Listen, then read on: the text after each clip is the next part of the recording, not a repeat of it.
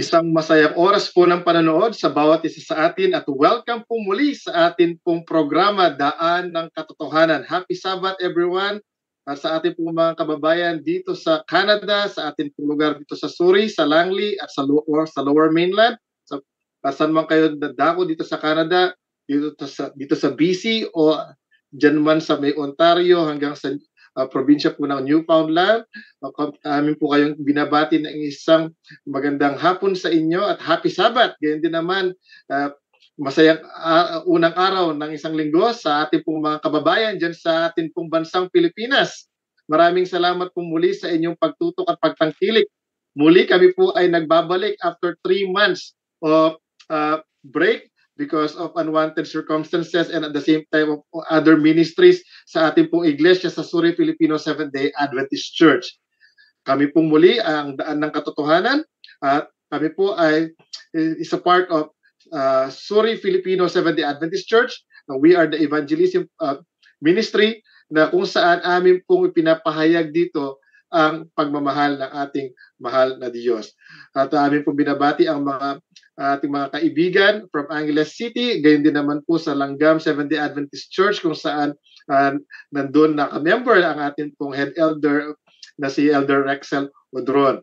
At sa ngalan po ng ating kasama, Elder Elimar Acosta at kay Kuya Lito Curati sa likod ng camera, ako po ang inyong lingkod, Brother Jordan Herrera, na bumabati sa inyo at nagpapasalamat na bagamat 3 months po kaming nawala. Ang last air po namin is August 12. At ngayon na naman po kami po ay i-air October 14. At talagang 3 months and 2 days at least Elder Rex na tayo ay nawala. So hindi po ako nag-iisa, kasama ko po dito ang aking magiting na elder, walang iba kundi si Elder Rex Odron. Elder Rex, kumusta ka naman? Magandang hapon sa inyong lahat. Salamat kapatid na Jordan. At tunay nga mga kapatid, mga kaibigan, napakarami pong mga gawain na dapat po tayo na kinakasangkutan. At sa pamamagitan ng maliit na programa na ito ay makaabot sa inyong mga tahanan ang atin pong mga layunin na magsaysay ng mga katotohanan tungkol sa ating Panginoong Hesus at sa kanyang mga katuruan. At sa lahat ng patuloy na sumusubaybay, alam mo, nakikita pa rin natin yung activity ng ating mga previous broadcast, Brother Jordan, ano? At merong mga views ito. Kami nagpapasalamat sa inyo dahil kayo ay patuloy na nakikinig at nanonood sa programang ito. Nawa ay, sabi ko nga, kahit sa ganitong maliit na paraan, ay nakakatulong kami. At nakakapagbigay ng pagbubukas ng isip. Hindi lang po sa ating mga kapatid, kundi sa mga kaibigan din natin na nagsasaliksik ng katotohanan. Magandang hapon sa inyo lahat. Maraming salamat, Elder Rex.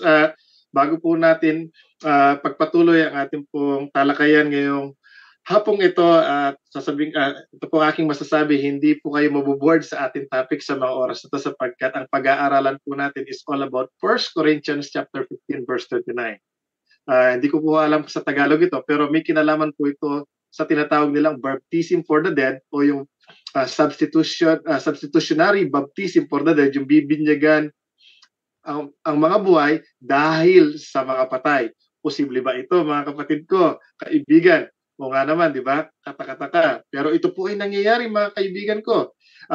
Di po natin layunin dito na makapanakit ng ibang pakiramdam ng ating mga kapatid sa ibang denominasyon. Ngunit, sasaliksikan po natin ito sa tulong po ng banal na kasulatan kung ano po ang sinasabi ng katotohanan ng banal na kasulatan. Kaya sa mga oras po ito, bago ho tayo magpatuloy, aking ko pong hinihilingan na tayo pong lahat ay yumuko at tayo ay manalangin. Tayo po ay manalangin. Ama naming Diyos na nasa mga langit, pinanggagalingan ng karunungan at kabiyasan. Sa mga oras na ito, Panginoon, amin pong kinikilala na kami na inyong mga lingkod ay kulang ng kabiyasan at karunungan.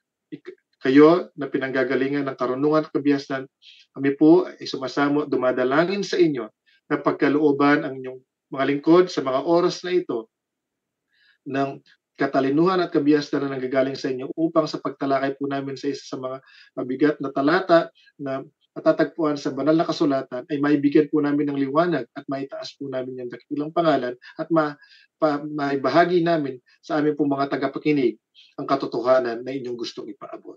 Amang banal, akin din pong pinapanalangin ang aming pong mga tagapakinig saan man nagdako sila ng bansang Pilipinas, sa Asia o dito sa North America. Ang ginawang banal na spirito ang siyang makasama ng bawat isa at magpaintindi at mangusap sa bawat isa upang maintindihan po nila ang inyong mensahe sa mga oras nito. Panginoon ko, marami pong salamat sa pagdinig sa aming panalangin. Gayon din naman po, maraming salamat na inyo kaming pinatawad sa aming pagkukulang at pagkakasala. Ito po ang aming hiling at samot panalangin sa matamis na pangalan ng aming Panginoong si Jesus. Amen. Alright. So, sabi ko nga po, ang ating topic is all about 1 Corinthians chapter 15 verse 29, which is all about baptism for the dead or yung substitutionary baptism for the dead or yung proxy baptism. So, ano ba ang ibig sabihin nito? Brother Jordan, ito yung ano ba ibig sabihin nito, Brother Jordan? So, ayon po kay Elder Rex nung nag-uusap kami kanina, ito po yung isang na mayapang kaibigan o kamag-anak o mahal sa buhay na halimbawa po ay nabuhay na hindi naaayon dun sa lakad na nasusulat sa banal na kasulatan. Siya ay namatay. At alam po natin na isa ang bautismo or it's called the doorway to salvation. Ngayon, namatay siya at hindi siya believer. At sinasabi po ng banal na kasulatan, malinaw po in the book of Mark, chapter 16. So di po tayo nagkakamali that we go and preach all the nation about the gospel. And then for those who believe, they should be baptized. For those that are not, then they will be condemned. Tama po. Kaya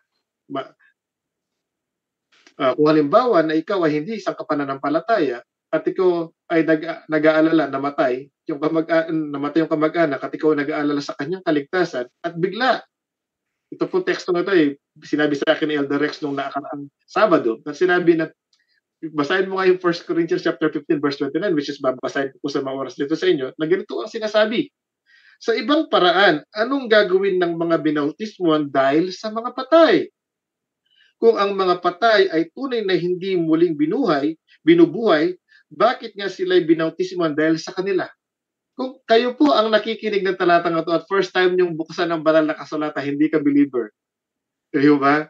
May katotohanan nga ba itong sinasabi ng banal na kasulatan? Kung ako po ang magbabasa, mabibigla ako kahit pala hindi taliwas ang buhay ko, Kuya Rex, di ba? Sa buhay na gustong sabihin ng banal na kasulatan, ay may chance pa pala ako. Kapatid, ito po ba ay may katotohanan?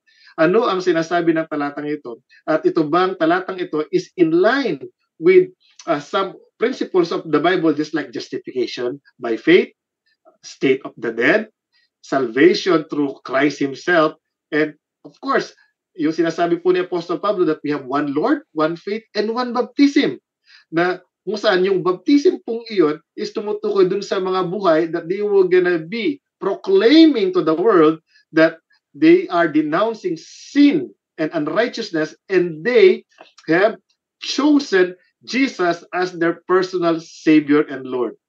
Ito pong mga bagay na ito atin pong sisisiya sa atin na kung saan si Apostol Pablo po ba ay nagbigay ng isang bagong doktrina na pwede pong proxy yung buhay para sa patay. Okay? Uulitin ko po, pwede pa kaya i-proxy yung patay para sa buhay. At the same time, ang tanong ko dito na pag-uusapan, na baka, alam ko, nagtataka din kayo, is salvation transferable? Mga kapatid, iisipin nyo yan kung titignan natin. Oo nga naman, no? Gagawa na lang ako ng masama, bahala na sa akin si Elder Rex, total, siya ay tapat at totoo sa ating Panginoon, at siya na ang bahala para sa aking kaluluwa para ako ay maligtas. Ito po ba ay may katotohanan? Mga kapatid, hindi ho namin gustong sirain ang mood ninyo sa mga oras na ito at hindi po namin layunin na maghusga ng ating pong mga kaibigan sa ibang denomination na nakaranas ng mga ganitong pagbibinyag ng proxy baptism for the dead.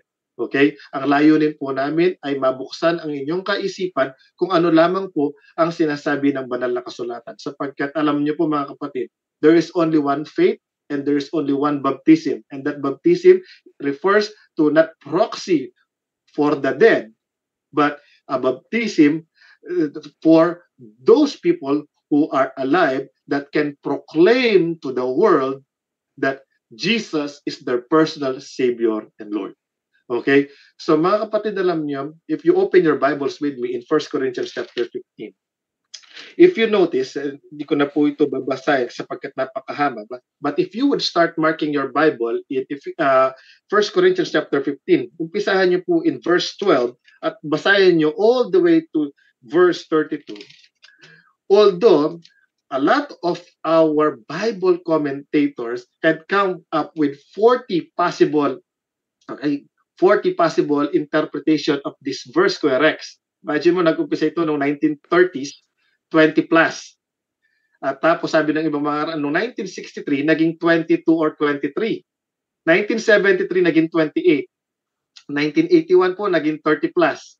At noong 2000, according to Biblical Research Institute, ito po ay the governing body ng Seventh-day Adventist Church who is always looking after or seeking after an explanation with regards to a difficult text in the Bible. Nagkaroon po tayo noong 2001, Kuya Rex, 40 possible explanation.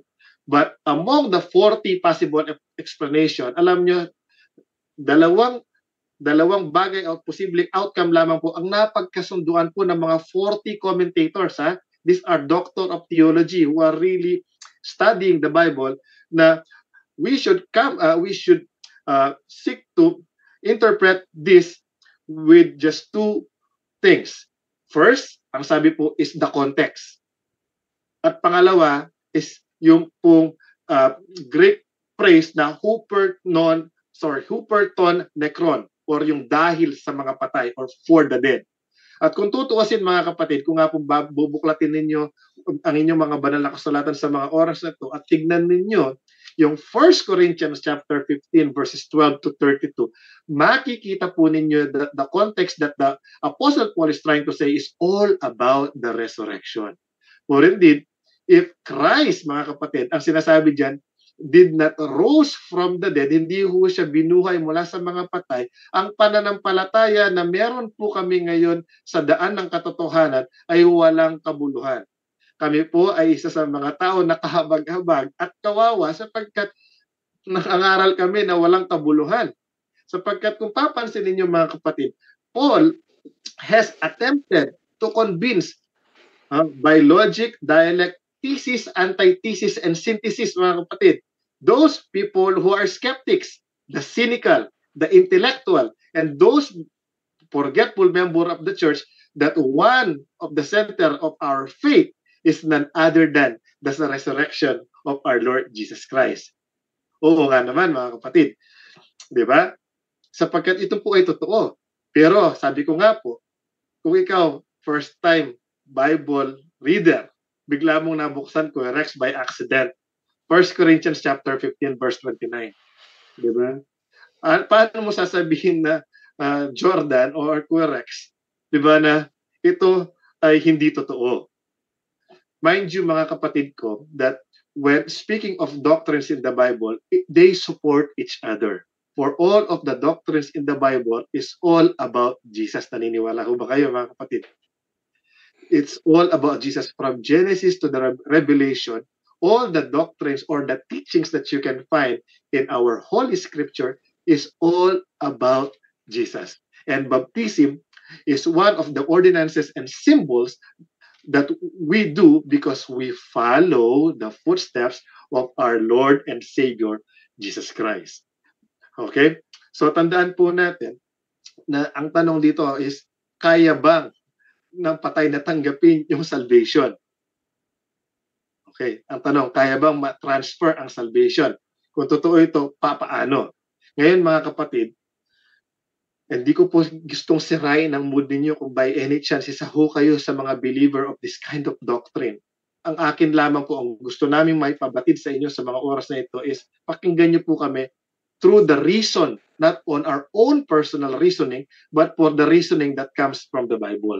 Sapagkat, mga kapatid, wala pong sinasabi sa banal na kasulatan na meron pong vicarious saving faith or substitutionary saving faith that my faith can be transferred to Elder Rex faith can be transferred to mine. Ito po ang isang halimbawa. Kung pong bubuklatin ninyo ang banal ninyong kasulatan sa aklat po ng Ezekiel, napakaganda po ng talatang ito na nagsasabi at tumutulong sa atin para maintindihan na ang kaligtasan po ay non-transferable. Hindi ho ito parang pera sa bangko na pwede mo i-transfer sa Banco de Oro o dun sa BPI or sa Royal Bank of Canada or TD or whatsoever bank that you have right now. Hindi po ito transferable from one location to the other or from one body to the other. Samahan niyo po ako mga kaibigan ko na buklatin ang ating mga banal na kasulatan sa Ezekiel chapter 14.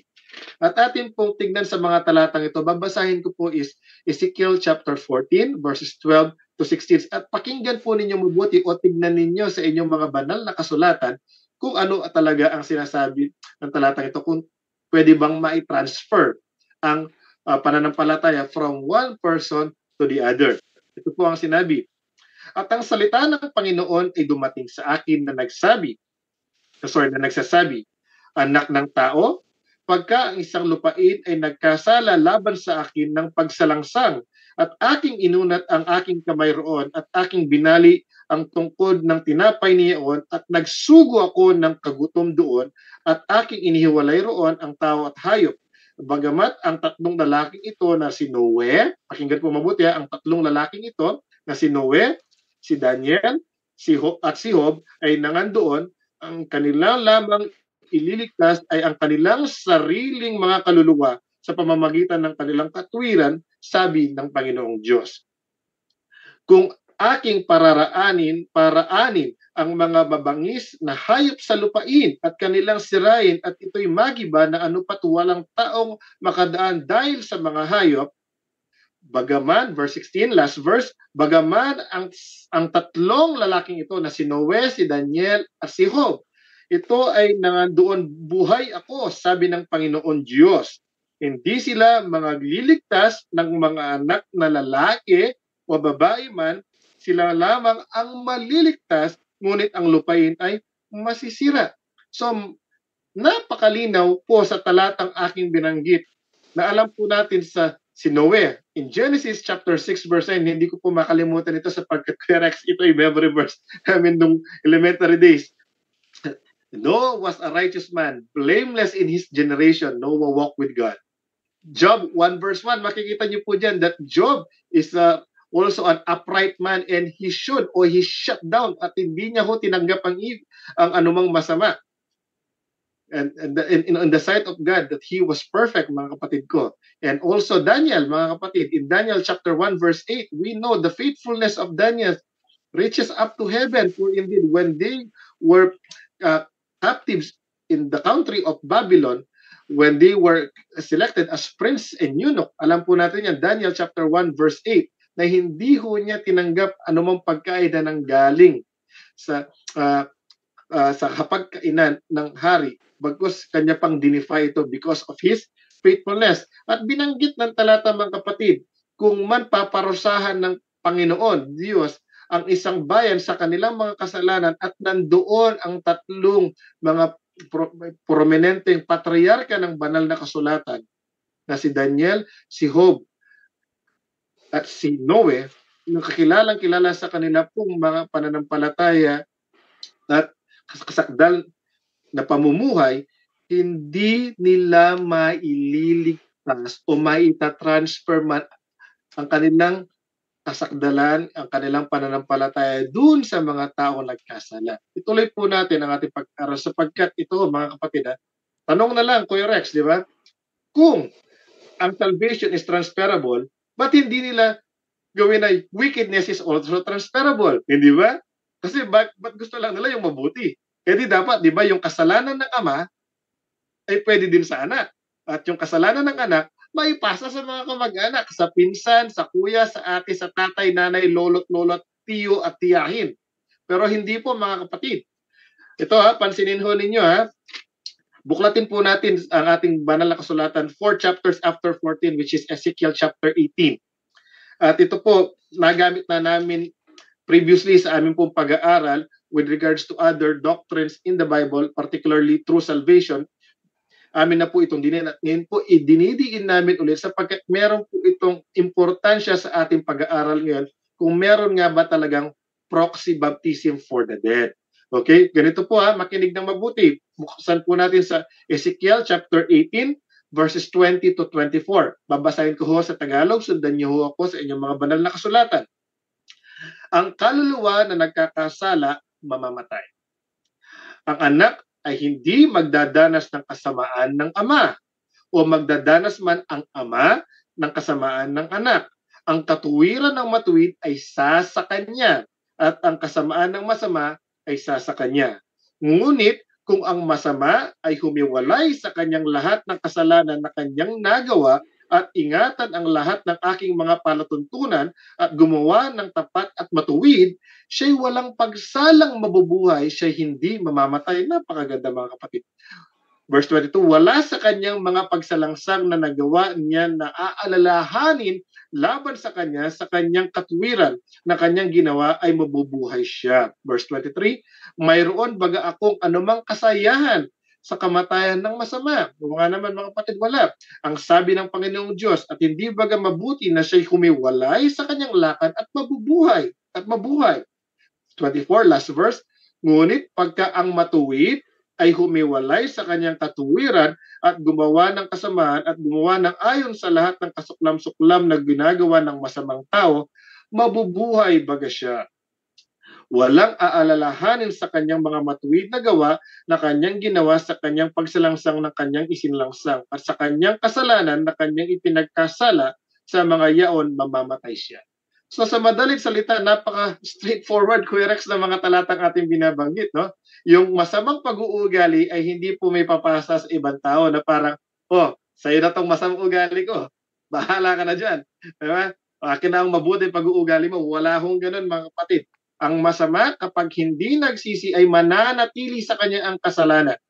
Ang mabuti kapag nagkasala ayon sa talata ay mawawalang silbi o bisa lahat ng mga kabutihan na ginawa niya. At isa pong patutuo ito sa matatagpuan sa Santiago na yung pong makikita natin that kapag ikaw ay you are obeying all of the 10 but you stumble in one, you are guilty of all.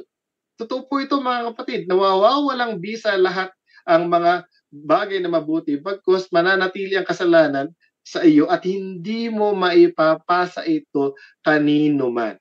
Okay? So sana po naging malinaw na hindi po pwedeng i-transfer sapagkat ang paniniwala palagi ko dito, Kuya Rex, is they only believe that baptism is just the only way to be saved.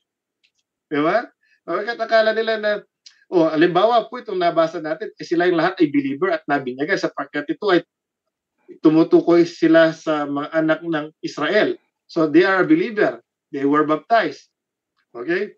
Pero ayon sa talata, pwede silang mawala ang kanilang salvation, hindi ho pwedeng manatili. Parang ang grace, mga kapatid. Although grace was given, but in salvation, we can lose salvation if we walk not in accordance to the law of God or to the will of God. For indeed, Matthew chapter 7 is really particular that not all who call by my name will be saved, but only who do the will of the Father in heaven. Pwede mong sabihin na nabinyagan ka pero hindi mo naman ginagawa ang kalooban, papaano ito? So ako po ay napahaba na ng konti just for this one topic alone at ibibigay ko po ang pagkakataon kay Kuya Rex to add more. Pero bago yun, Kuya Rex, akin lamang babatiin ang ating mga, alam niyo mga kaibigan, kami po ay natutuwa sa Daan ng Katotohanan sapagkat kahit kami offline, dami pong bumibisita sa ating page. Isa na po dito si Ate Annabel Happy Lucena Bagasina, Jennifer Ebaho, gayon din naman po si Joji Pangalin, Marieta Candole Pilonyo, Janrian Elamparo, sino pa po ito? Si Marimar Acob Sela, at si Lucinda Brier. Mga kapatid, taos puso po kami nagpapasalamat sa inyo sa inyong walang sawang pagsuporta sa ating pong programa. At kung kayo man po ngayon ay bago sa ating pong programa at meron kayong katanungan na gusto nyong may bigyan ng linaw after po ng broadcast natin, ay atin pong sasagutin ang mga bagay na iyan. Okay, pero sa inyo pong lahat, maraming salamat po sa inyong pagtangkilik at huwag po kayong magsasawa at huwag po ninyong kalimutan to like, subscribe, and to share our broadcast para mas marami pa po tayo maapaubutan mga kababayan anywhere in the world at makita po nila ang pagmamahal ng Diyos sa bawat isa sa atin. At ngayon po mga kaibigan ko, akin ang ipagkakaloob ang pagkakataon kay Elder Rex para sa kanyang mga punto. Maraming salamat po. Maraming salamat, Brother Jordan, at tunay na na-establish ni Brother Jordan yung mga dapat na mga puntos na dapat po nating malaman at maintindihan sa pag-uunawa nitong text na ito. Sa katunayan niyan, meron pong samahan na talagang kanilang ipinatutupad ito literally. Dahil doon sa isang interpretation nito na kung saan ay kapag ang iyong mahal sa buhay ay namatay na at hindi sila nakapagpasya na sila ay mabautismuhan. So gumagamit nga po sila ng proxy sa mga buhay na para bautismo, para yon sa namatay nilang mahal sa buhay na hindi nakapagdesisyon nung sila'y nabubuhay pa. So lumalabas na ito po ay kanila pong inuunawa sa literal na pananaw. Kaya totoo mga kapatid, mga kaibigan, ito pong talata na ito ay talagang hindi po siya madaling unawain. Subalit sa tulong ng Panginoon ay ngayong gabi ay mauunawaan po natin. Alam mo kapatid na Jordan, sa ating mga kaibigan, hindi po maaari na ang isang text o isang verse sa Biblia ay kukontrahin niya ang napakaraming prinsipyo na nilalaman ng banal na kasulatan. So hindi po sila pwedeng magsalungatan, hindi sila pwedeng magkokontra. Kung totoo na pwede ang proxy o yung kahalili sa bautismo, ano yung mga prinsipyo na sisirain ito? Kapag nag-aaral po ng Biblia, hindi pwedeng ganun eh. Kailangan po ito ay may harmony sila, mga kapatid. Hindi po pwede na nagkokontrahan sila. Ang isang prinsipyo na maaring sirain ito, mga kapatid, mga kaibigan, ay una, hindi na magkakatotoo na ang kaligtasan ay ang kaligtasan o ang pangako ng ating Panginoong kaligtasan ay kung pipiliin ito ng tao or magkakaroon siya ng choice na ito ay pipiliin niya na ito ay tanggapin. Kasi lalabas yung patay, mga kapatid, mga kaibigan. Ano pa ba ang magagawa niya para tanggapin yung paanyaya ng kaligtasan o ebanghelyo ng ating Panginoon? Wala na. Niwala na nga siya. Sabi nga po dito sa aklat ng Ecclesiastes, kung titingnan natin mga kapatid, mga kaibigan. Buksan po natin ang ating mga Biblia. Tingnan po natin ang sinasabi dito sa Ecclesiastes. Dito po sa makikita po natin dito sa Kapitulo 9, talatang 10. Ito po ang nakalagay. Anumang masumpungang gawin ng iyong kamay, gawin mo ng iyong kapangyarihan, sapagkat walang gawa, ni kathaman, ni kaalaman man, ni karunungan man, sa Siyol o sa ibang salita, sa libingan na iyong pinaparoonan. So mga kapatid, ang payo dito, gawin mo na ang lahat kung ikay buhay pa. Kasi pagpatay ka na, wala na nga magagawa. Ang pagpapasya ng pagtanggap sa ating Panginoong Hesus bilang tagapagligtas at pagsampalataya sa Kanya, ang gagawa nito, yung taong buhay. Paano kung yung patay ayaw niya? Tapos may nag-proxy sa Kanya. Nagiging valid ba yon? Di ba? Dapat sana nung buhay pa siya, ginawa na niya. Kaya nga meron po tayong, lahat tayo merong 24 oras meron tayong 7 days a week, meron tayong 30 or 31 days a month, meron tayong 365 days a year. Binigay na po sa atin lahat yan, panahon. Kaya, ang payo ng banal na kasulatan, kapag habang ikay buhay pa, gawin mo ng iyong kapangyarihan lahat ng magagawa mo, lalong-lalo na ang may kinalaman sa kaligtasan. Kasi kung totoo yung proxy, sisirain niya ito, yung prinsipyo na ito. Ano pa? Pangalawa, sabi natin, personal decision ito. Personal decision. Bakit personal? Kasi merong hindi sasampalataya, di ba? Sa pangangaral ng ebanghelyo, merong sasampalataya at magpapabautismo, merong hindi sasampalataya at hindi magpapabautismo.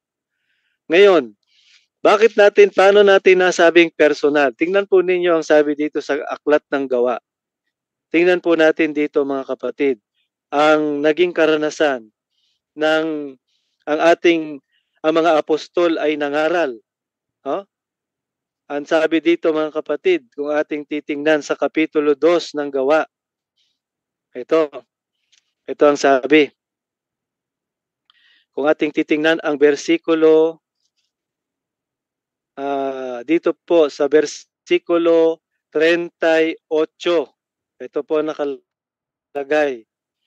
At sinabi sa kanila ni Pedro, mangagsisi kayo at mangagbautismo ang bawat isa sa inyo. May pagsisisihan pala eh. Anong pagsisisihan ng buhay? Hindi naman niya kasalanan yon. Yung kasalanan nung namatay, kasalanan yun nung namatay, di ba? Ang kasalanan ang kasamaan ng masama ay isa sa kanya. Binasa ni kapatid na Jordan kanina sa Ezekiel 18. Ang katuwiran ng matuwid ay isa sa kanya rin. Hindi pwedeng yung katwiran ko ipapasa ko doon sa ibang tao. Kung sino yung gumawa nun, siya ang mananagot. Pwede ba nating ikulong yung anak? Di ba sabi nga, kung ang hindi makita yung ama, Brother Jordan, nagtatago wanted ngayon ang sasabihin ba natin hulihin na lang natin yung anak. Siya na lang ang magbayad ng krimen na nagawa ng tatay niya. O kaya naman, yung anak yung nagkasala, hulihin natin yung anak, siya yung ikulong. Dahil hindi makita yung tatay na lang ang ikulong natin. Hindi pwede yon, unfair yon, lalabas. Ang Diyos ay unfair, mga kapatid. So, patas po ang Diyos kung sino yung gumawa ng kasalanan, siya ang mananagot doon. Siya rin ang dapat humingi ng tawad at pagsisihan yon. At magpasya sa pagbabautismo. Hindi ibang tao. Kaya nga ang tanong natin, paano kung bago namatay yung taong yon, ayaw niya talaga. Tapos magdidesisyon ka para sa kanya? Hindi tatanggapin ng Diyos yun. Kasi, dapat sana, nung buhay siya, ginawa na niya yon. Kung talagang tunay na siya ay sumasampalataya at tunay na siya ay kumikilala bilang Panginoon at tagapagligtas sa ating Panginoong Hesus. Dapat sana. So ngayon, ito yung ilan sa mga prinsipyo. Ano yung sinasabi ng talatang ito? Yung konteksto, mga kapatid. Kasi alam po natin, kung babasahin po natin yung kabuuan ng unang Korinto Kapitulo 15, nabanggit nga po ni kapatid na Jordan, na ang pinag-uusapan dito ay may kinalaman sa pagkabuhay na maguli. Ipinapaalam ni Apostol Pablo at pinagdidiinan niya na mayroon talagang resurrection na mangyayari. Ngayon, ang sabi po dito, kung titingnan natin, ang sabi po ay, sa ibang paraan, anong gagawin ng mga binabautismuhan dahil sa mga patay? Maaari kasi itong mga nangamatay na, sila po ay nangaral, di ba? Sila ay nangaral ng ebanghelyo.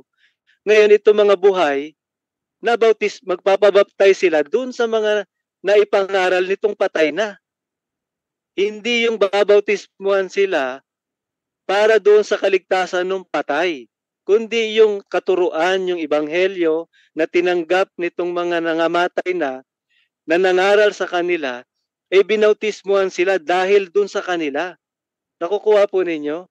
Hindi yung personal at yung kanilang desisyon na magpabautismo ang pinag-uusapan, kundi maaaring yung kanilang nagawa na may kinalaman sa kanilang gawaing pangangaral, yan.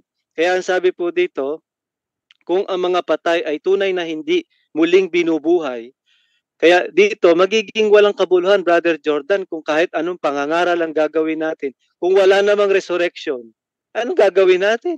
Patay tayong lahat, di ba? Hindi naman pala tayo mabubuhay. Lahat tayo ay parurusahan, lahat tayo ay hahatulan. Eh ano pang silbi na tayo ay mabautismuhan? Ganun po ang ibig sabihin. Ano pang silbi na tayo ay mabautismuhan kung wala namang resurrection, wala namang pagkabuhay na maguli, mga kapatid, mga kaibigan. Kaya pinagdidiinan ni Apostol Pablo, palibhasa, merong resurrection, merong pagkabuhay na maguli. Kaya po tayo ay binabautismuhan, mga kapatid, mga kaibigan. Ngayon, titingnan po natin, makatutubos ba tayo sa mga ibang tao?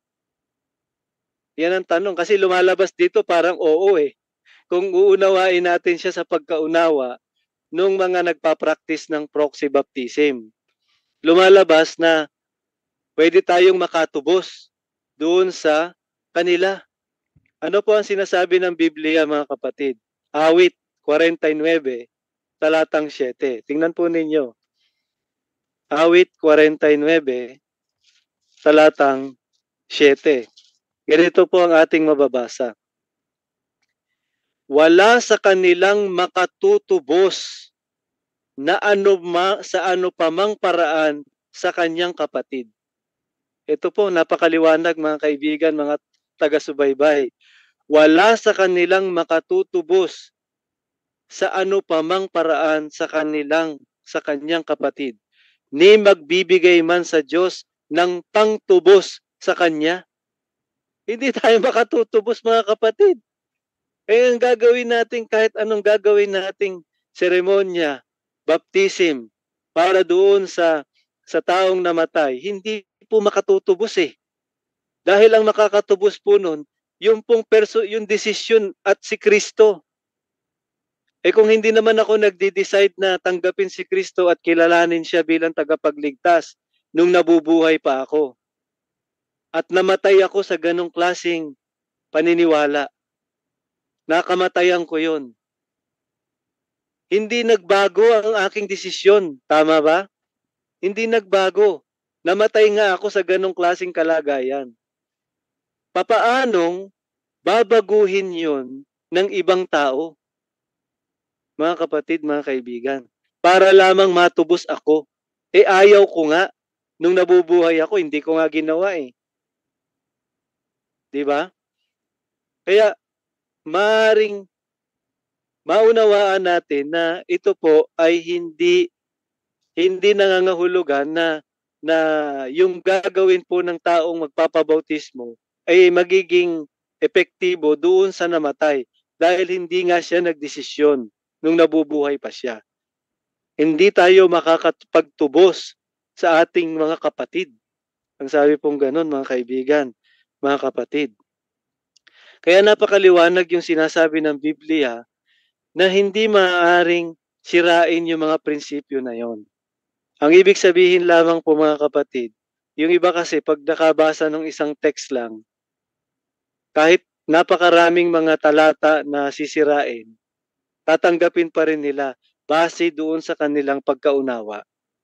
Kaya titingnan po natin yung ano ba yung mga prinsipyo pagdating sa bautismo. Kailangan ito'y personal. Pangalawa, nagdesisyon dapat yung tao. Nagkaroon ng pagsisisi at ito pong taong ito ay kanyang hayagan o ipinahayag sa sanglibutan na tinanggap niya ang ating Panginoong Hesus bilang kanyang tagapagligtas. Yun po ang kapahayagan nun. Ang tubig ay sumisimbolo sa libingan at ang pag-ahon ng tao doon sa tubig na yon ay sumisimbolo ng kanyang pagkabuhay bagong pagkabuhay o bagong buhay.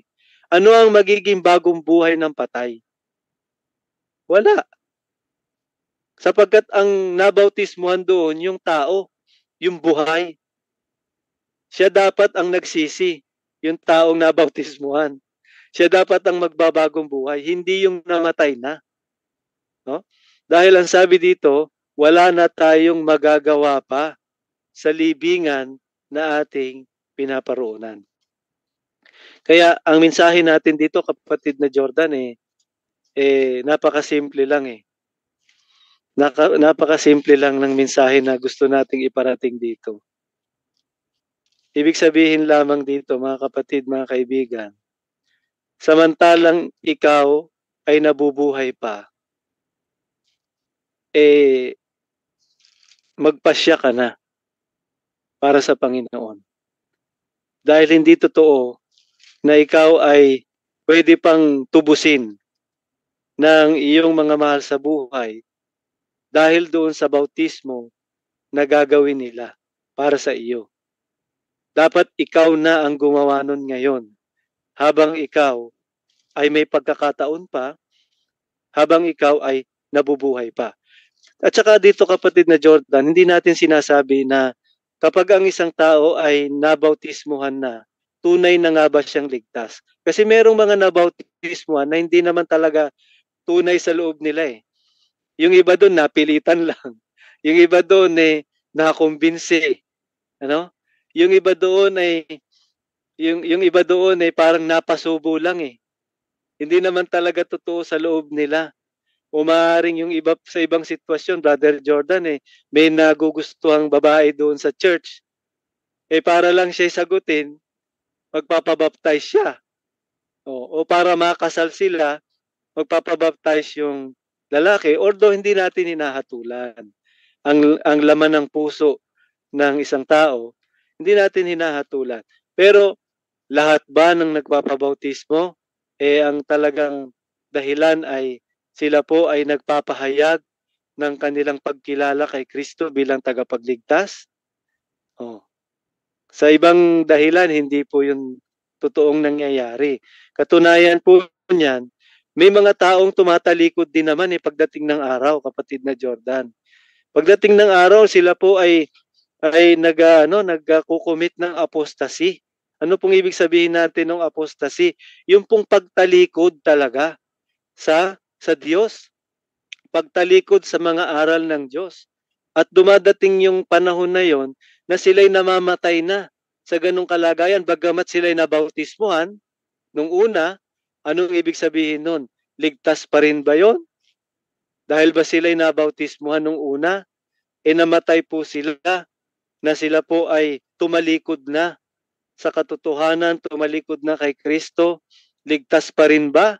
Kaya nga yung ating pinag-aralan noon, Brother Jordan, kung marerecall lang ng ating mga kaibigan, mga kapatid, hindi po sinasang-ayunan ng Biblia yung one saved is always saved. Kaya ulitin po natin yung sinasabi dito.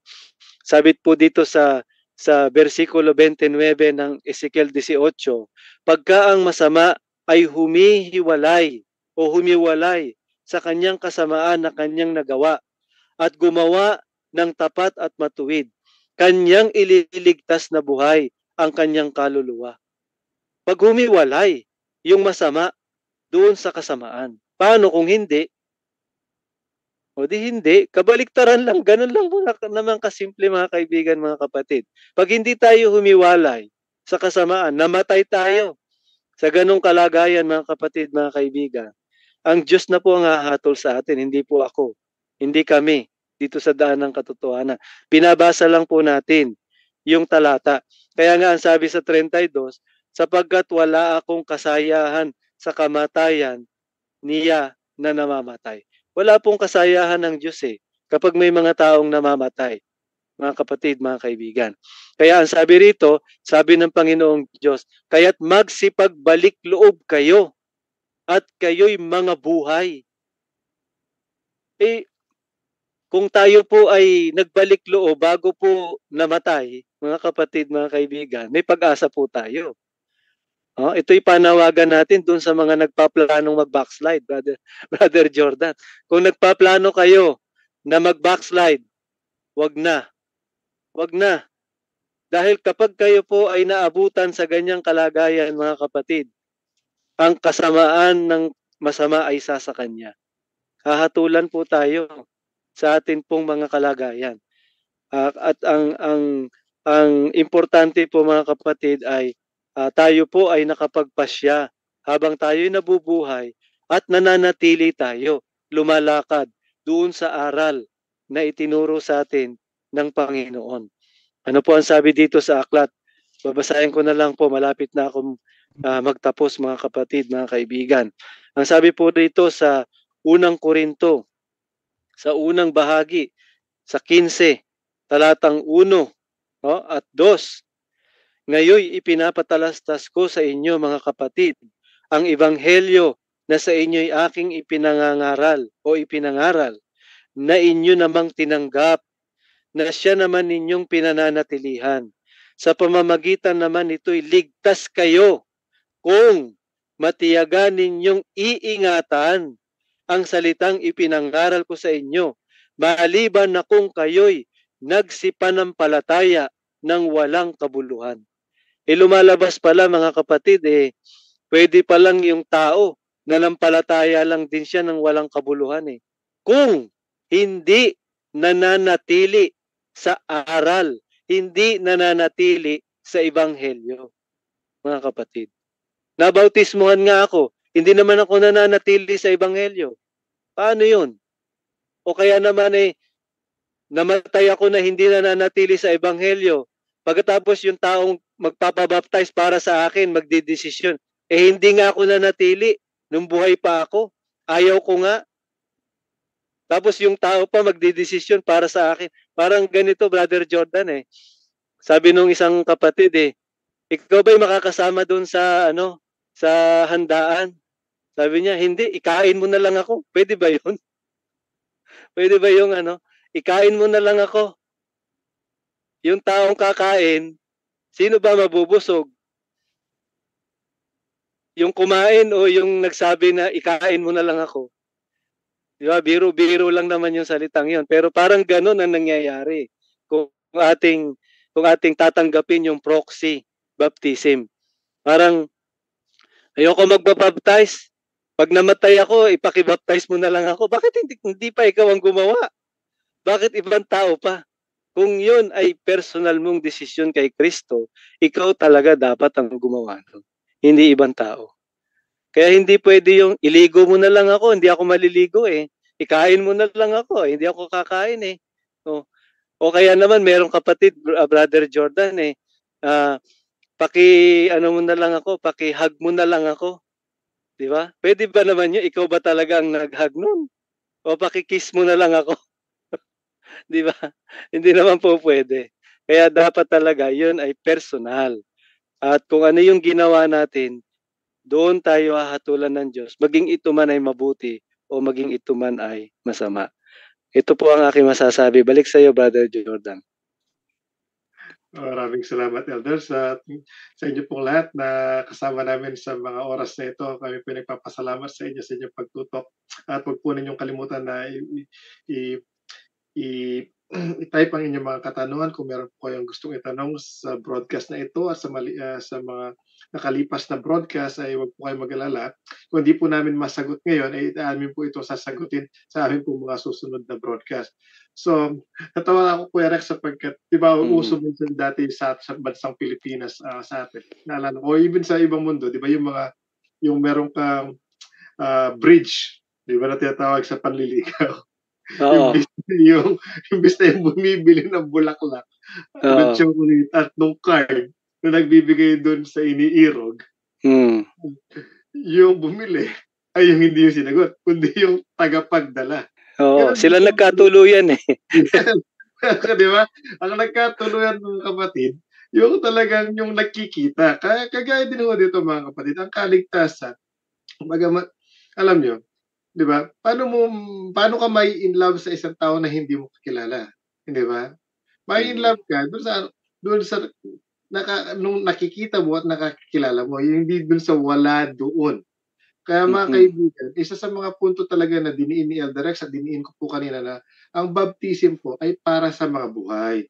Wala pong tao ang pwedeng maghingi ng tawad ng patay na. Matatakot ako, Kuya Rex, kapag meron bumulong sakit, patawarin mo ako. Sabi dun sa, alam niyo, di ba? Pabibigla ka, di ba? At it will violate, mga kapatid, it will violate the state of the dead, and at the same time, yung pong justification by faith. Wala na to, mga kapatid. Wala to. Tama po si Elder Rex, sapagkat, mga kapatid, ano pang silbi na namatay si Jesucristo? Kung hindi ka rin naman sasalpantaya sa Kanya sa pamamagitan ng pananampalataya mo, hindi mo patay ka, hindi mo naman matatanggap ito, mga kapatid. Ito po yung mga kondisyon na totoo, sapagkat when we speak of baptism, me and Kuya Rex had mentioned, mga kapatid, na we are following the footstep. This ordinance came from none other than Jesus. Diba?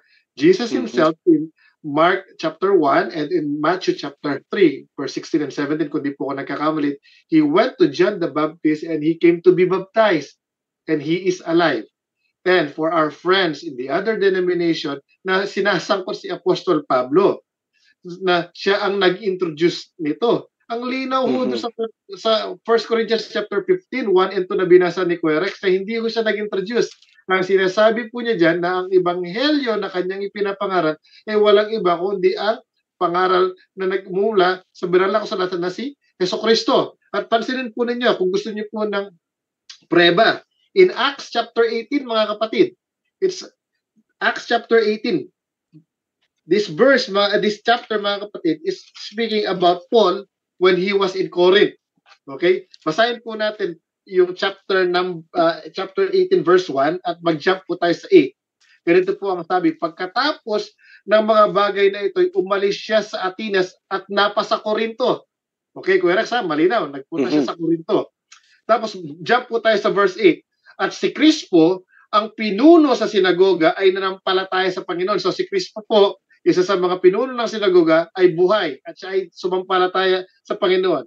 Pati ng buong sangbahayan niya at marami sa mga taga-Korinto na sa pakikinig ay nagsisampalataya. Wala pong patay ang nakikinig, mga kapatid. Okay? Walang patay. Ang buhay lamang po na tao ang pwedeng makinig, sapagkat nabanggit na po namin ni Kuya Rex, nabanggit ko po yung Ecclesiastes chapter 9, verse 5, 6, at si Kuya Rex po nabanggit yung verse 10. Na wala pong mga bagay na alam ang patay, lalo nang higit kung nasa libingan ka na. Ito pong lahat ay buhay. So sa madaling salita, mga kapatid ko, before he had written the epistle to the Corinthians, Kuya Rex, sa kanyang basyal, I believe 25 years after nang sinulat niya itong epistle na to sa mga taga-Corinto, sa mga believers in Corinth, siya mismo in chapter 1, titignan niyo po, chapter 1 of 1 Corinthians 15, buksan lamang po natin para po mabigyan linaw na talagang merong harmony ang banal na kasulatan at totoo ang sinasabi po namin ni Kuya Rex, all about the context, that it is all about the resurrection. Okay? Na, tingnan niyo po, 1 Corinthians chapter 1. Sabi po dito,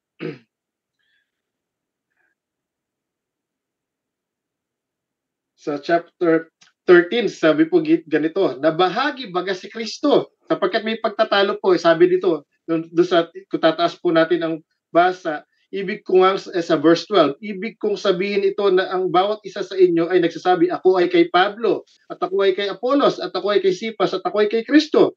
13, ang sabi po, nabahagi baga si Kristo, pinako baga sa krus ni Pablo dahil sa inyo, o binautismuhan baga kayo sa pangalan ni Pablo. Hindi po, di ba, lahat mo tayo on the Gospel Commission in Matthew chapter 28 that we are all baptized in the name of the Father, the Son, and the Holy Ghost. Okay? We are not baptized sa pangalan po ng mga ibang tao. Okay? So, dito pa lamang, mga kapatid, ang pagbibinyag po ni Apostol Pablo ay hindi siya gumagamit ng proxy para i-transfer po yung salvation to one person, to I should say an entity, sapagkat hindi na ho buhay, Kuya Rex, di ba? Pasensya na ho kayo sa salita. Di ba? Hindi mo pwedeng i-transfer yan kasi ang patay po, gaya nga po na sinasabi ng Genesis chapter 3 in our previous lesson study po na sa ating po adult Bible study guide, di ba? Sa chapter 3, when God pronounces the curse to Adam and Eve when they sinned and when they believed the serpent's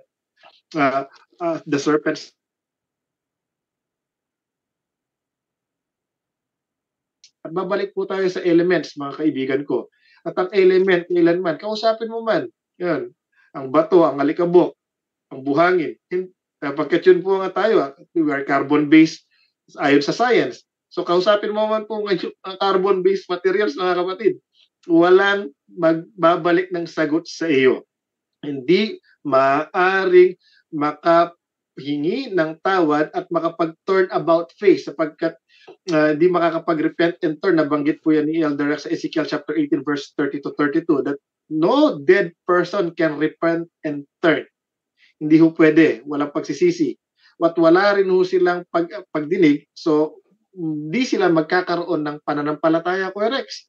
Alam natin na pananampalataya in 1 John chapter 5 verse 4 that faith is the victory that overcomes the world. Paano magkakaroon ng pananampalataya ang patay? Talagang namayapa na nga siya. Diba? Sabi nga natin, sumalangit nawa or rest in peace. Talagang payapang-payapa yan, walang alam yan. Ayon po sa banal na kasulatan, natutulog lamang po sila. At lastly, mga kapatid, di sila makakapagpuri sapagkat lahat ng mga binigyan ng instruction ayon kay Elder Rex kanina sa mga turo about the gospel when we were commissioned to teach all nations about the eternal gospel, the everlasting gospel, which is none other than Jesus Christ, the present truth. That He died, He rose again, and He will come again. Hindi po niya matatanggap sapagkat ito po, huling talata na lamang po bago po ibigay ang mga huling mga pagkakataon kay Elder Rex sa kanya pang huling mga punto. Psalms 115 verses 17. So ito pong huling talata na aking babanggitin. Okay? Psalms 115 verse 17. Ganito po ang sinasabi, ang patay ay hindi pumupuri sa Panginoon, ni sino mang nabababa sa katahimikan. Mga kapatid, wala po.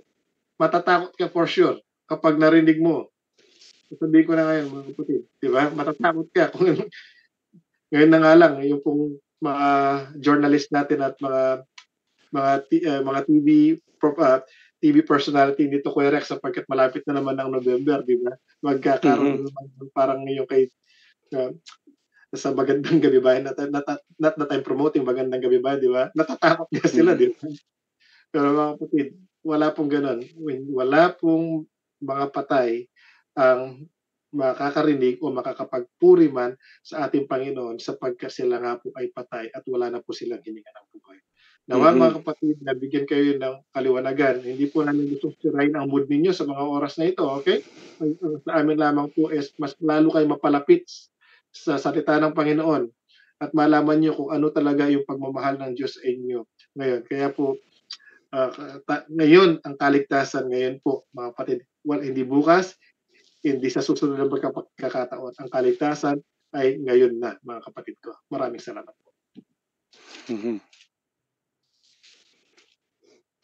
Ayan, salamat kapatid na Jordan. No? Tutunay po mga kaibigan, mga kapatid, na habang tayo po ay nabubuhay pa, dito na ho natin gawin ang lahat ng pwede nating magawa, pagsisisi, pananampalataya, pagtanggap sa ebanghelyo ng ating Panginoon, pagbabautismo, sapagkat ang sabi nga po dito sa 2 Korinto 6, talatang 2, sapagkat ang sabi po rito, ang sabi po sapagkat sinasabi niya sa panahong ukol kita'y pinakinggan at sa araw ng pagliligtas kita'y sinakuluhan.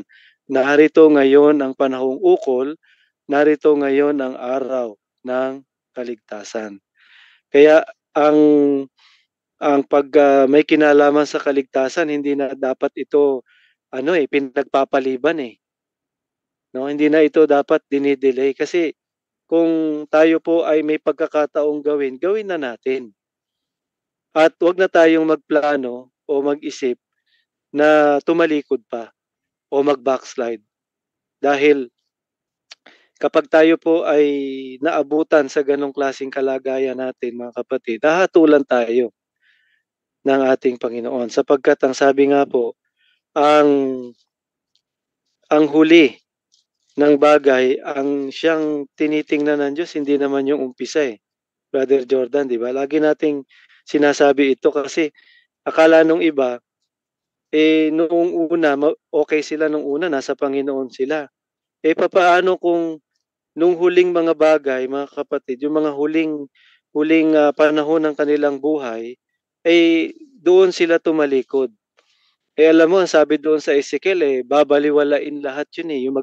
Yung mga matuwid na ginawa natin nung una, baliwala lahat yun mga kapatid.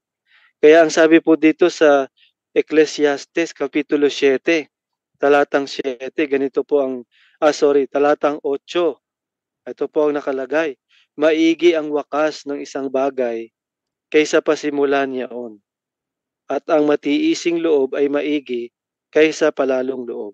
Maigi ang wakas ng isang bagay. Kasi pwedeng ang nangyari, kapatid na Jordan, pwede naman yung, halimbawa ako, no?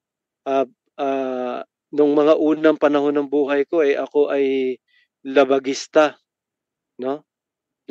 Puro labag ang gusto kong gawin. Pero nagbago pala ako, nagsisi naman ako. Yung mga later part ng buhay ko, yun na, nagbalik loob na ako sa Panginoon. Ano ang titingnan ng Diyos doon? Yung una o yung later part? Di ba? Yung wakas, yung huling part, yung later part, hindi niya tinitingnan doon yung umpisa.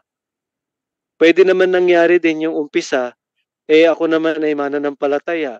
Ako naman ay yun nga, nagpabautismo, ganyan. Naanib na sa church. Ako naman ay naging aktibo. Pero dumating yung time, Brother Jordan, ako naman ay nanlamig. At pagkatapos tuluyan na akong tumalikod. Yung mga dating hindi ko na kinakain ko na naman. Yung mga bisyo na tinalikuran ko na, binalik ko na naman uli. Dinagdagan ko pa. Dati siguro, inom lang, tsaka sigarilyo, nagdagdag pa ako ng drugs. Pagkatapos wala, totally tumalikod na ako. Dinagdagan ko pa ng sugal, dinagdagan ko pa ng kung ano-ano. At namatay ako sa ganong kalagayan. Ano ang titingnan ng Diyos? Yung una o yung huli kong kalagayan? Kahit nabaptize pa ako nung una. Di ba? Nakakatakot mga kapatid dahil yung una ay yung huli. Yung huli ang pagbabasihan na dun hindi na yung una, mga kapatid. Kaya nga sinasabi po rito ang talata dito sa Pedro, no? Ikalawang Pedro, Kapitulo 2, talatang 21. Ano po ang sabi dito? Sapagkat magaling pa sa kanila ang hindi nakakilala ng daan ng katwiran. Mabuti pa raw, hindi na nila nakilala Bakit? Pagkatapos na makilala ito, ay tumalikod sa banal na utos na ibinigay sa kanila. Ano nangyari? 22. Nangyari sa kanila ang ayon sa kawikaang tunay. Nagbabalik na muli ang aso sa kanyang sariling suka. Di ba ganun ang ginagawa ng aso? Pag sumuka, kinakain na naman. At sa paglulubalob sa pusali, ang babaeng baboy na nahugasan. Tingnan natin yung 20. Dito nag-umpisa yun Kapitulo 2 pa rin, talatang 20 ng ikalawang Pedro. Sapagkat kung pagkatapos na sila'y makatakas sa mga pagkahawa sa sanglibutan, sa pamamagitan ng pagkakilala sa Panginoon at tagapagligtas ni Jesucristo, ay muling nahalubiluhan at nadaig niyaon, ay lalong sumasama ang huling kalagayan nila kaysa ng una.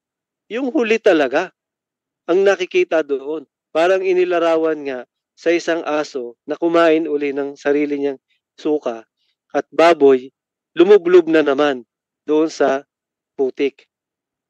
Nalinisan na Nahugasan na tayo mga kapatid O ngayon, anong titingnan doon? Yung huli, yung later part. Kaya mas mabuti pa, Brother Jordan, hindi naman natin pinopromote na maging criminal tayo, no? Ang sinasabi natin, mabuti pa nung naging criminal ka nung una, pero nung huli, naging banal ka na o naging nakay Kristo ka na. Kaysa naman yung nung una, nakay Kristo ka na, nung huli, bago ka namatay, tumalikod ka pa. Sana hindi ka na tumalikod. Sana hindi ka na nakakilala ng katotohanan. kung ganun lang din ang gagawin mo, mas lalo pang masama yung nangyari. Di ba? Naging worst pa. Parang yung sinabi ng ating Panginoong Hesus doon sa inaalihan ng masamang espiritu, pinaalis yung isang espiritong masama, di ba? Pinaalis. Walang laman. Empty. Abay, nagbalikan. Mas marami pang isinama. Nagsama pa ewan ko, 7 ba yun? Nagsama pa ng 7, ng 7 demonyo. Di mas lalong sumama? Di ba? Kaya dapat po mga kapatid, ngayon na ang panahon. Hindi po totoo yung proxy. Hindi po mangyayari yung proxy baptism, proxy na decision mo, decision nila para sa iyo. Hindi po totoo yun. At hindi rin pwede yung proxyng kaligtasan, proxyng paghuhugas ng kasalanan. Ano ho? Dapat ngayon na nangyayari ang pagsisisi. Ngayon na rin nangyayari ang pagtanggap sa Ebanghelyo at sa nagbigay ng Ebanghelyo na si Kristo, mga kapatid. Kaya salamat po sa inyong pagsubaybay at abangan po namin kung meron kayong mga katanungan ay atin pong iisa-isahin. Hindi po tayo marurunong dito, Brother Jordan, ano? Pinag-aaralan natin ito eh. Nagre-research po tayo dito. Hindi naman po ito yung sarili naming kuro-kuro, mga kapatid. Kaya pag may tanong kayo, pag-aaralan namin at sasagutin po namin sa tamang panahon na ating pagsasamahan. Salamat po. Okay. Maraming salamat po. So, wag po kayo mag-alala, hindi man po namin maisagot ang inyong mga katanungan ngayong oras nito sa ating pong broadcast. But rest assured, gaya nga po ng pagkakasabi ni Elder Rex, sa mga susunod na broadcast po ay atin pong pagbibigyan diin ang inyong pong mga katanungan.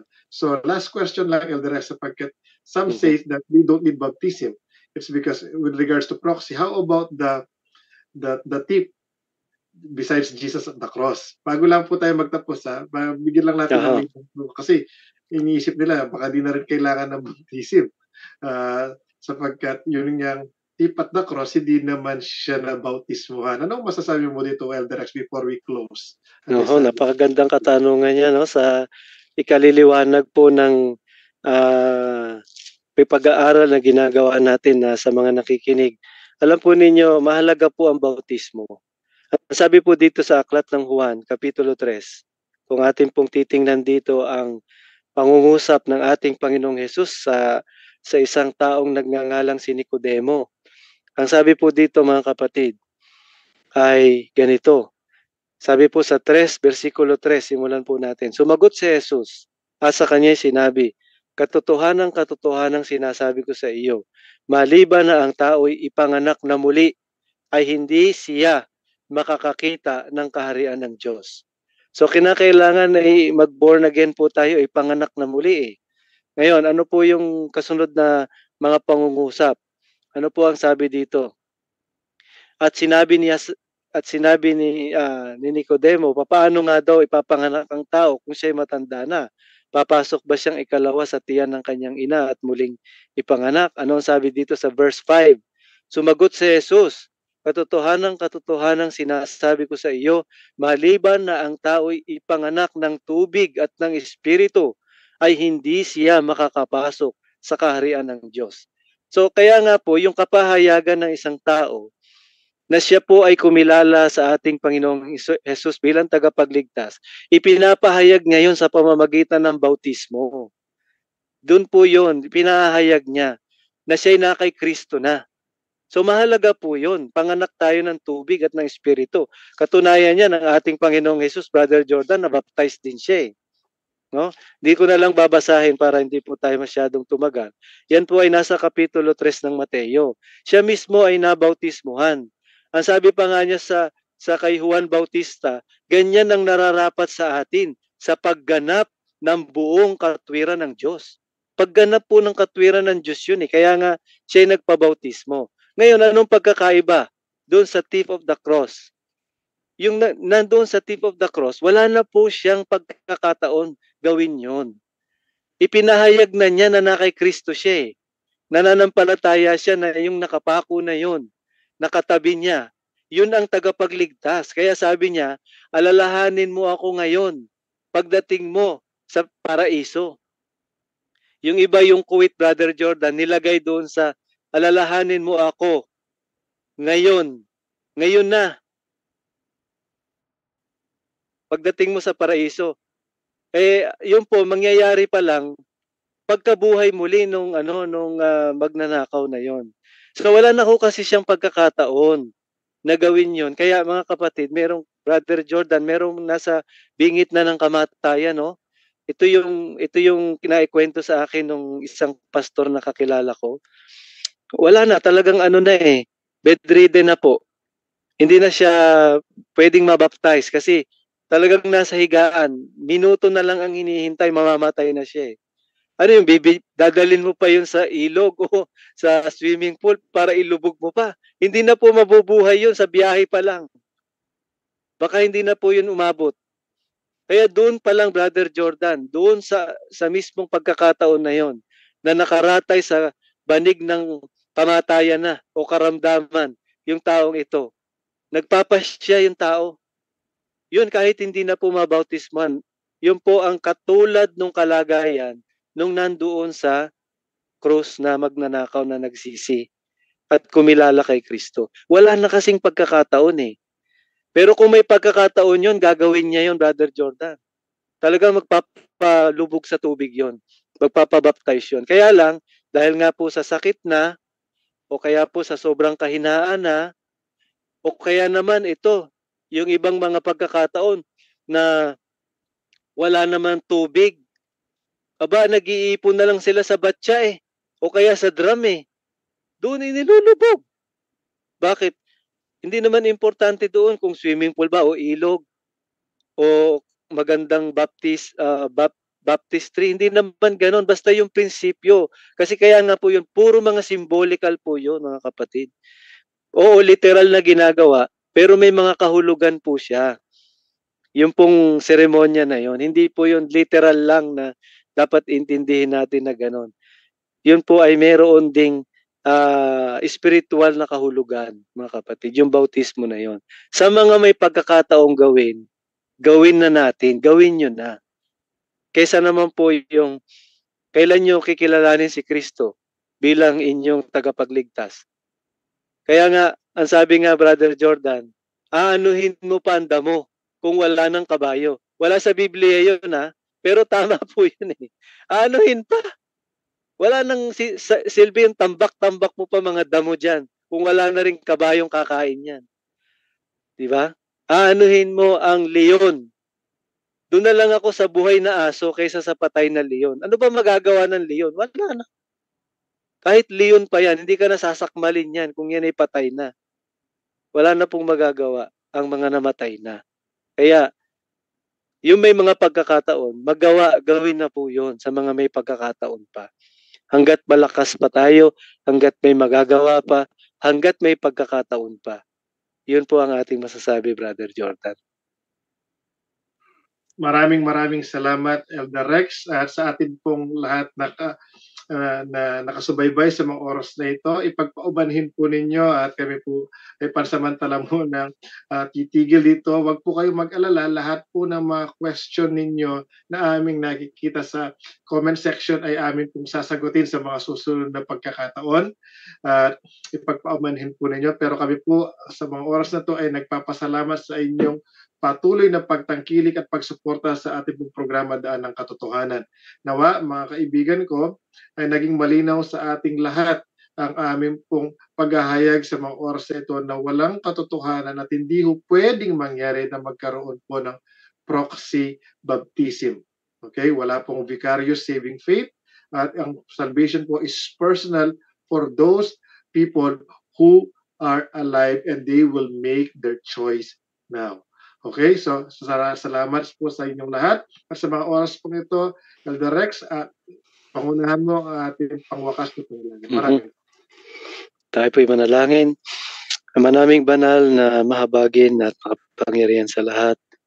Kami po'y nagpapasalamat, Panginoon, sapagkat inyo pong ipinaunawa sa amin ang kahalagahan ng inyo pong panawagan sa pamamagitan ng inyong ebanghelyo na kami po ay magpasya na kayo ay aming piliin at tanggapin bilang aming tagapagligtas. Marami pong mga talata sa Biblia ang nagpapahayag na kapag ang tao ay namatay na, ay wala na po siyang magagawa. Anumang mga bagay na nagawa niya sa ilalim ng araw ay mananatiling hanggang doon na lang, mga Panginoon. Hindi rin maaari na kami ay makapagtubos ng ibang tao. Kayo lamang ang tutubos, Panginoon. Ang aming mga gagawin para sa kanila ay hindi na po maaaring mangyari sapagkat ang katuwiran ng matuwid ay sa Kanya at ang katuwiran ng masama ay sa Kanya. Malinaw po sa inyong mga salita ang kapahayagan ng mga bagay na ito. Kaya kami po ay nananalangin alang-alang sa mga kaibigan namin na maaabot ng programa na ito, na sila po ay magkaroon ng pagpapasya habang sila po ay malakas pa at nabubuhay pa, habang may pagkakataon pa para sa inyo, alang-alang sa kaligtasan na inyo pong inilalaan para sa lahat. Salamat po sa banal na Espiritu na sa amin ay tumulong sa aming programa at sa aming pagpapahayag na ito. Sa pangalan po ng aming Panginoong Hesus. Amen. Amen. Maraming salamat po sa inyong lahat at sa ngalan po ng aming mga kasama, Elder Elimar Acosta, Kuya Lito Corate sa likod ng camera, Elder Rexel Odron, ako po ang inyong lingkod, Brother Jordan Herrera, na nag-iiwan ng aming pong battle cry sa daan ng katotohanan na matatagpuan sa John 14 verse 6. Sinabi sa kanya ni Jesus, ako ang daan at ang katotohanan at ang buhay. Sino man ay di makaparoroon sa Ama, kundi sa pamamagitan ko. God bless everyone and may you have a wonderful weekend. Bye-bye.